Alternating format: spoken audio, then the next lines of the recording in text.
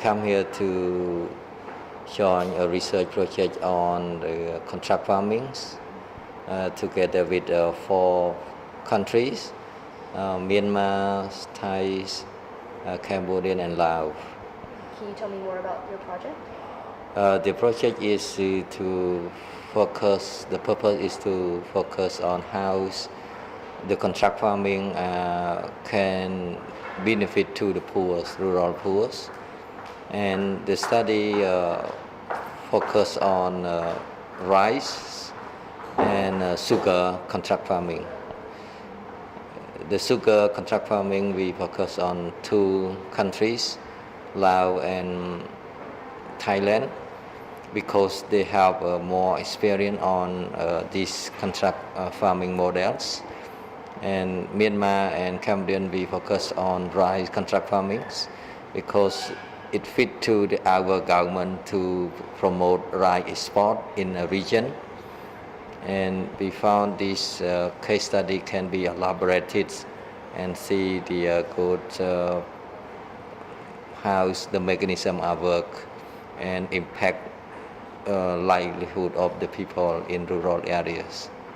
The key message to the policymaker is to promote contract farming, but should engage all key stakeholders together to discuss what are workable and what are not workable. And we want to see the more role of the governments to play as mediators, as a facilitator to gather all stakeholders to be involved and helping the poor farmers. Well, it's a project that focuses on 2 provinces in the Philippines. It's focusing on the implications of climate change. Interlac and Pangasinan, these are 2 major rice-producing provinces in the Philippines, but they are highly vulnerable to climate change hazards.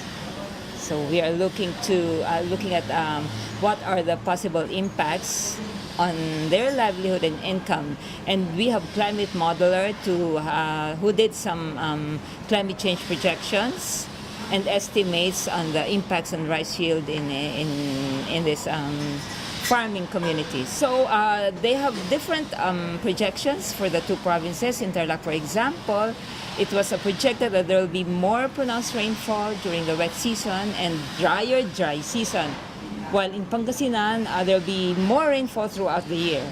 And as it is now, the farmers are already experiencing severe losses from climate hazards, and with these projections, then the risk would be further.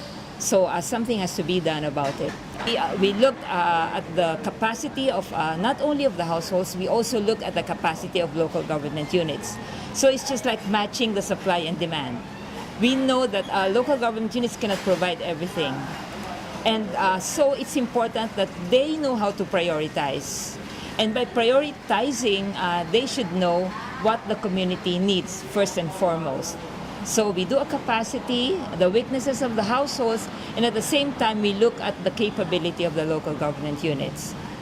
So our research studied the fish trade from Cambodia to Laos to Thailand on the Mekong.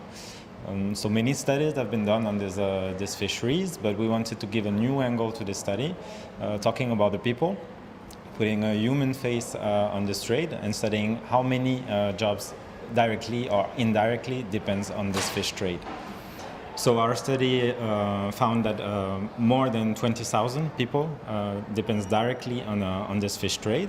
So fishermen, traders, exporters, fish processors in the 3 countries, but also much more employments indirectly related to the trade, such as ice maker, ice box seller, truck drivers, etc. So we got evidence through other studies that the fish stock is decreasing on the river. So if the fish disappear, then it's more than 20,000 people that would lose their job, which represents more than a half of their yearly income. So it's really important. So I think one of the main challenges to have all these stakeholders sitting at the same table and talk about this fishery trade is that this fishery trade is directly linked to other let's say, more sensitive issues such as hydropower development on the Mekong. We know that it's a really sensitive issue between the three countries. So it might be one challenge to be able to open the dialogue on also the fishery trade amongst these three countries.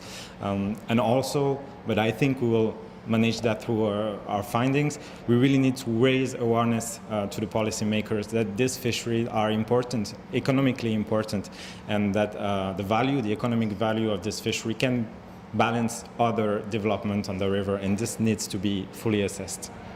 Yes, our project is on the climate change cost adaptation, costing and planning, and it calls the Participatory Social Returns on Investment. And we try to test the methodology, because the methodology was developed by Oxford universities, and in UK we tested in Africa last year, and this year we tested in Vietnam and Laos to see if they can be transferable to the local context and also to the national partner or not. If we use this kind of approach and try to learn what the local farmers they think about their future, and based on their vision in the future, and then how and what they are going to do in order to arrive to where they want in the future, say 15 years. And then it's quite interesting, and then quite responded positively by the local people, because they are excited about their future, and also based on their internal strength to build it. Actually, we did a greenhouse gas inventory of tourism sector in both the cities.